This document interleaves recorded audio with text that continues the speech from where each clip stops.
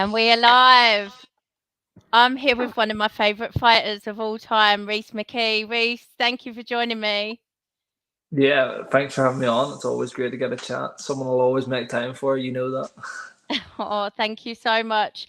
The last time we spoke was when you became spoke in real life was when you became the Cage Warriors champion after that incredible fight with Justin Burlington. Like, reflecting on that a few months on, or quite a few months on, like, what do you make of the night now? Yeah, like what a night, it's still one of them nights, you think about it, still gives you the same goosebumps as Yeah. it did, the morning after and stuff. But it's good that fight played its part in my career and, got a lot of eyes on it and stuff. But it's very much on to the next one now. And it's been put on the shelf, but it's there to enjoy whenever I want to enjoy it and think about it. So. Oh, I just felt like even the walkouts were just incredible. Like, it was so special. The atmosphere in the crowd that night was just, it was electric, and then the fight just was a different level. Like, I'm glad that you can say that you just put it away and move on to the next one, because I think I would still be like reveling in it. Yeah, there's definitely like the first few weeks after and stuff. It was all on your mind, and I suppose that's because at the time the injuries were a bit more like noticeable and stuff. But yeah, like you put it on the shelf, and you're only as good as your last one, and the next one's the most important. So, I'm not living in the in the memory of that one fight.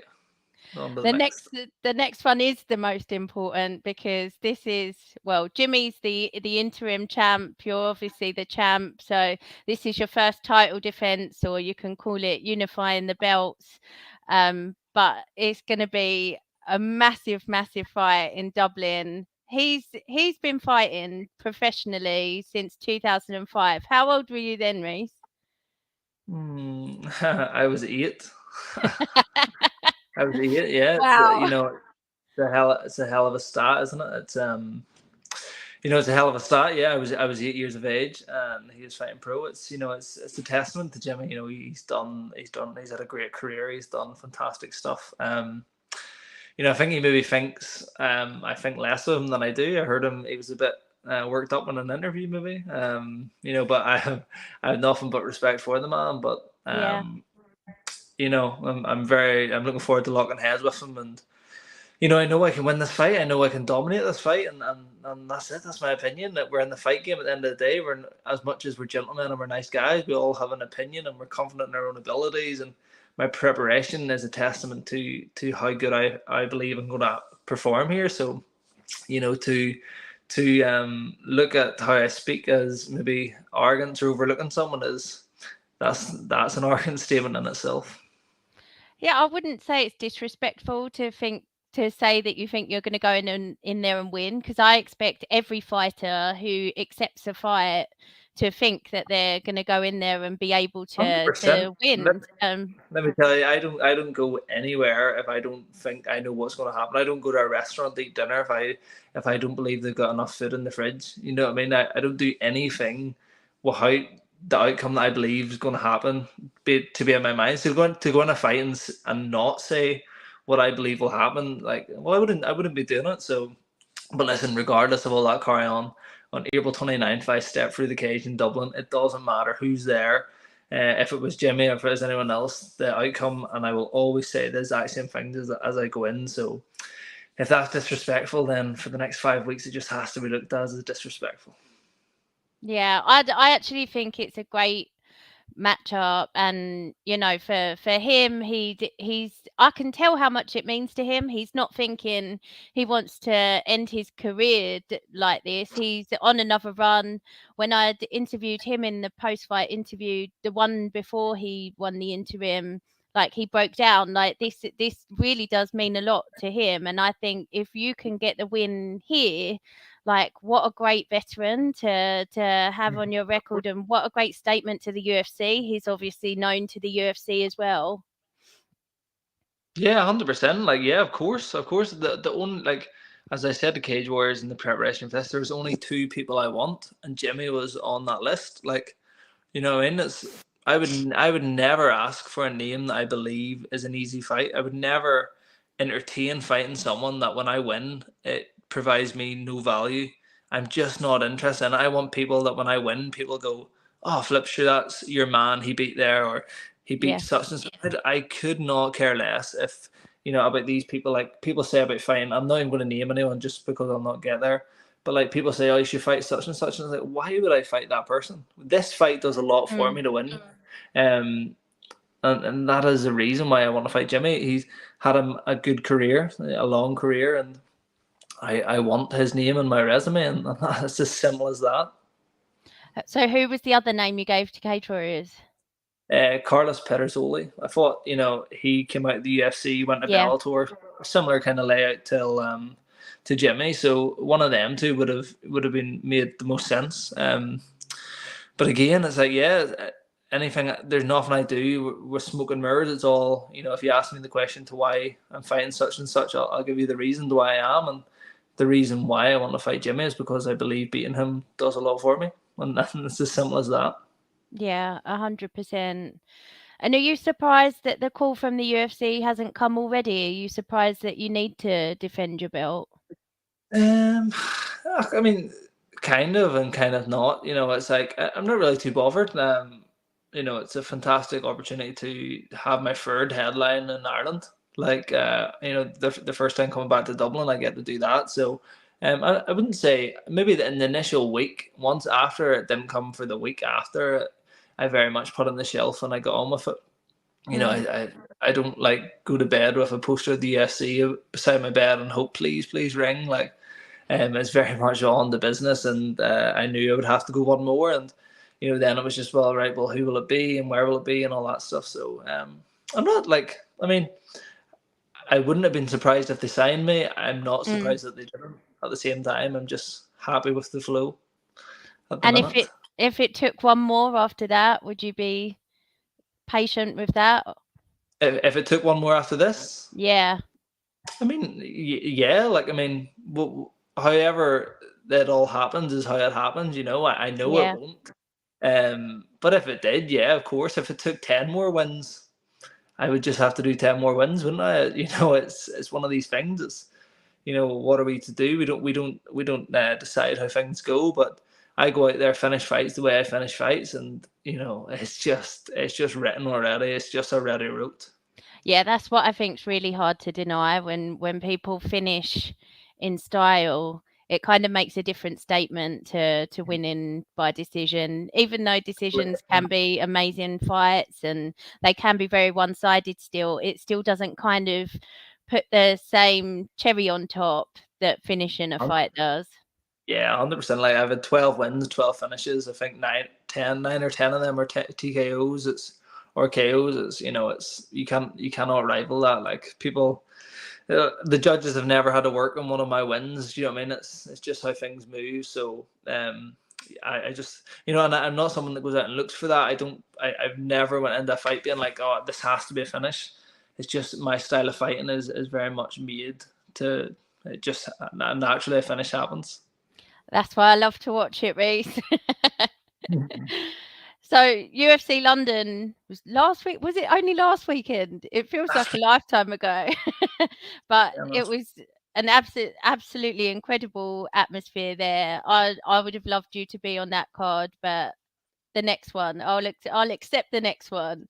But obviously your weight division, the title was on the line, and Leon retained it, and I don't know, like Usman's up there for many people as one of the greatest, particularly in the welterweight division, I guess. So what did you make of Leon's performance? Oh, outstanding! Like I think I said the two time the two not the first time but the two times they fought. I said if anybody's to beat Usman, I want it to be Leon. But if Mm. anybody to beat Leon, then I want it to be Usman. Do you know what I mean? So Yeah. it's one of them ones where like I kind of, if I'm being really honest, I wanted Leon to win the second one. I wanted Usman to retain or to get his title back for the story, but amazing for Leon. Like, what a performance. Just, the technique, the game plan, everything was done right. And from the team, like everything was just picture perfect. So extremely happy for them. And the UK have another champ. Like how can we not fault it? But Usman at the same time, my heart breaks because like he's someone like I watch so much footage of Usman, Mm. just admire what he does, and he's such a champ. He'll always be a champ though. Oh, 100%. I think once you've achieved that much, it almost doesn't matter what comes next. Like at some point, somebody is gonna, if you carry on fighting, unless you retire at the top, which people rarely do, like Khabib side, maybe GSP, like people rarely do retire at the top. So if people stick around for that one more fight. So I don't think you can take anything away. And that's not to say that he can't reclaim the belt. Like, Yeah.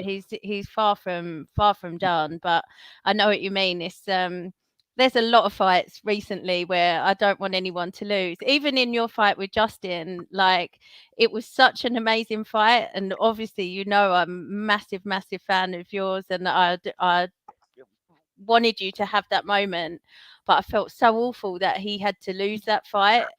I know, I know. It just I'm like, I think even some of you have the hardest job in the world because you build up these relationships with fighters and you chat to them, and it's just then if you get matched against each other and it's like you're expected to talk to them about it. I don't regret or I don't resent your job anyway, but it has to be done.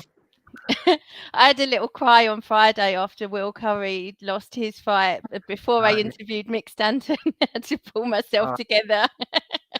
yeah, you know what? It's a cruel game, and it's like it's kill or be killed, and it's just that game. It's a game of inches, a game of margins, and not always the better man wins, or not always the most experienced man wins, or do you know what I mean? There's many storylines that have happened.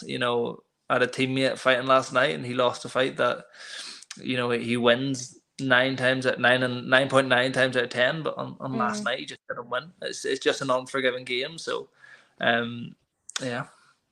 It is really brutal, but I think, like, what I've learned is if you really believe that somebody will get to the destination, whatever the destination is, to get to the UFC, get the UFC belt or whatever, you might be wrong in how you felt like the actual journey would go to get there.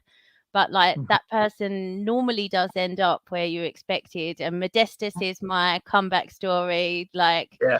I just think he's done amazingly, and I knew that he should be there. I knew that he should be there, and again, like you, I felt like he had some pretty harsh matchups when he was there first time around, and obviously had to fight back through injury and stuff like that, and a very you know depressing and like dark time when he was cut to come back. And then Brandon Moreno is always my favorite, like that little clip of Yeah. him.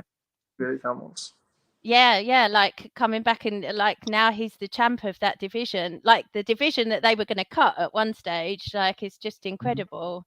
So yeah, I Yeah, think we've like, got some. I messaged Modestus after or want to get re-signed, and I like congratulated him, told him like how I take such a page from his story now, and it's true, and to be honest, like even the fight he went back into, I was a bit hesitant of. I was like, have you really learned your lessons, kind of thing, to be honest, and Yeah. like flip me, what a performance, unbelievable, and everything that is meant to be in place gets put in place. It might not just be the pattern that we all think, and like for my career, like everybody knows I'm going back to the UFC, whether it's now, whether I have to win four more, five more, one more. Maybe I don't even have to win this fight. Nobody knows what's going to happen, Yeah. but the things that will are meant to happen will happen, and I'm a huge believer in it. So it's like when people talk about this whole the pressure game and the pressure will get to Rhys and or this or that or this. It's like, what pressure? Like this thing's already wrote. Like this, the whole book's Mm. already done. So yeah, like I think when you're a different level of thinking, people just maybe just don't quite understand it. I think there are different types of fighter as well. There are fighters, even really good fighters, high level fighters, that the pressure does get to. But Mm-hmm. anyone who sees you like on your walkouts, like that's not somebody faking relaxation. That's someone who's really enjoying their job. Yeah, it's like, and you know what? Like, I've literally heard the same. I haven't done many interviews in line of this fight and stuff, but I know it's always the story of my career is always, what about the pressure of this one? Like I actually was talking to one of my coaches the other night, and my last 6 fights, we named them out, and we took away the UFC ones just to have a better kind of idea of the story. Mm. And every one of them, the storyline was, oh, the pressure will be too much for Rhys, or for like every time of the big event, and so when has this ever happened? When, I mean, people are feeding off a storyline that doesn't happen. So, if there was no pressure in Belfast, that's 25 minutes from my house, then I think we're grand. Yeah, I would say that would be the moment. I think so. I think so too. And like I was kind of waiting for it myself. I was standing backstage, and it was like, but that's what I mean. We're already winning. Like professional fighters that do it for a living have achieved. This is my second world title I've ever held at 27.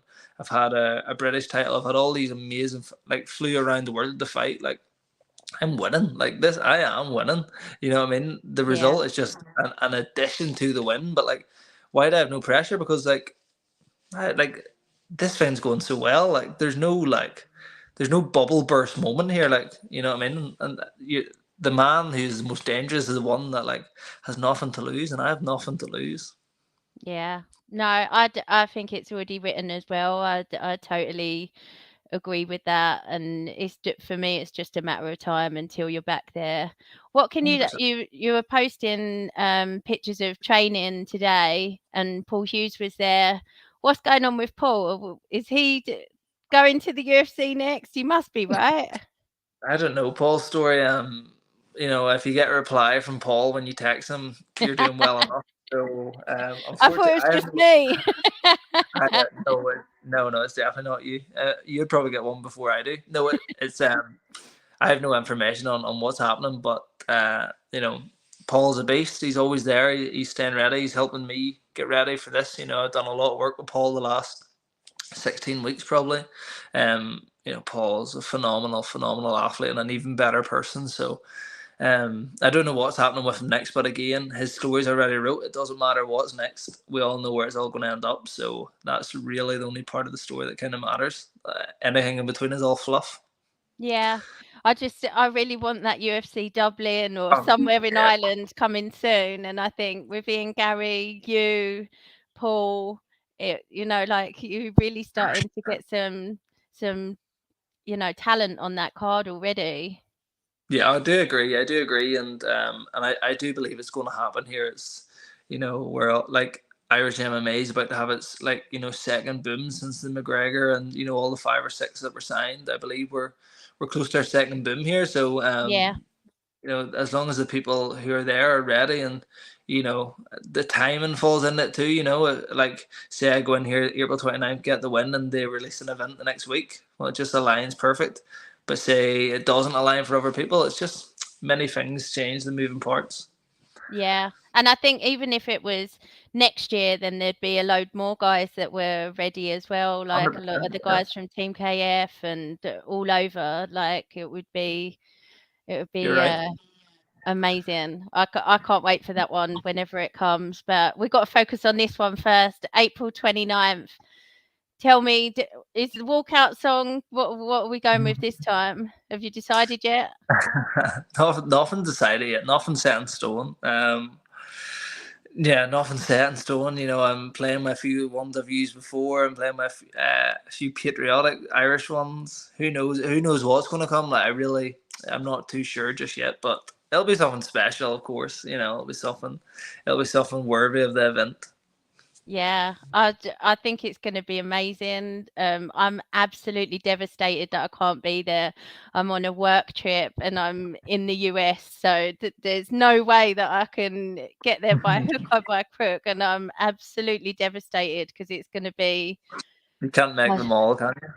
Oh no, but you really want to though. Yeah, it's going. You know what? It's going to be. I genuinely believe this. No disrespect to any Cage Warriors card, but it's the biggest fight of the year. It truly is the biggest fight. Like it's fantastic. And to be, as John Anik says when the UFC are in, to be the man that the card is built around is fantastic. Oh, 100%. Yeah, you are the man that it's built around. You're in Ireland. Everybody knows that the Irish crowds are just All the legendary. pressure, all the pressure on me. Yeah, how will you cope, Rhys? How will you not crack? I I haven't slept in 4 weeks. Uh, What's the other one you always get asked? When are you going back down to 155? man, no, I've been fighting at I've been fighting at welterweight for must be 4 years, at least 4 years. You I think know, you look like a big welterweight these days. Like, I have. If anybody has a secret to how I make 155, please send me it. Send me it and I'll sell it. I'll not even use it. I'm just gonna sell it because it'll be that good of information. But there's no chance I would make 155. Even like Yannick, my nutritionist, is starting to slap me a wee bit because it's like things are just moving a bit harder than than they used to. I'm just yeah, I'm just growing. You know, I'm just growing and yeah, maybe middleweight. Middleweight is more realistic than lightweight. That's for sure. yeah. Well, you do like I always see you following like a strict S&C program. Like you look like whenever you're not training MMA, you're still like pumping iron, as they say.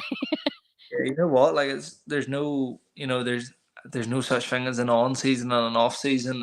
Yeah. You know this fight I've brought in a new strength coach. I'm working with a guy called Niall Greenan who's a master in like what he does. So a really good regime at the minute. So we really like it's going to be really like a really kind of different version of myself, and it's really going to help me in this fight. And yeah, being a better athlete is always better.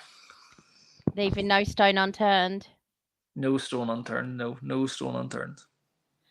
Rhys, thanks so much for chatting to me. I'm absolutely buzzing for this one. I think it's going to be amazing. The atmosphere is going to be unreal. I don't think I've ever been so gutted to miss a fight in real life, but I will be watching and I am just so excited to see you fighting back in Dublin. Yeah, me too. Thank you so much. And yeah, always great interview, always great chat, and stay in touch. I definitely will. You can't get rid of me. Stay Thanks. healthy and I will speak to you very soon. Thanks, Kitty. Take care. Take care.